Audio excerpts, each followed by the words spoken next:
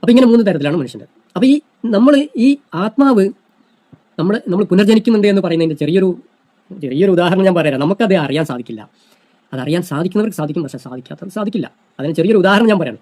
ഓരോ വസ്തുക്കളും പുനർജനിക്കുന്ന ഒരു കാര്യം നമുക്ക് ആലോചിച്ച് നോക്കാം. ഇപ്പം നമ്മുടെ വീടിനകത്ത് ഉപയോഗിക്കുന്ന ഒരു ബക്കറ്റ്, ഒരു പ്ലാസ്റ്റിക് ബക്കറ്റിനെ കുറിച്ച് നമ്മൾ ഒരു ഉദാഹരണം പറയാം കേട്ടോ. അത് കുറേ കാലം നമ്മൾ ഉപയോഗിച്ച് കഴിഞ്ഞാൽ അത് പിന്നെ പൊട്ടി വേസ്റ്റായി ഒരു മൂലയിൽ നമ്മൾ ഇടും അല്ലേ.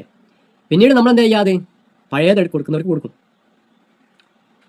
അത് അവർ വാങ്ങിക്കൊണ്ടുപോയി അത് പലതരത്തിൽ ഉരുക്കി കെമിക്കലൊക്കെ ചേർത്ത് അത് മറ്റൊരു പാത്രമായിട്ട് വീണ്ടും തിരിച്ചു വരും.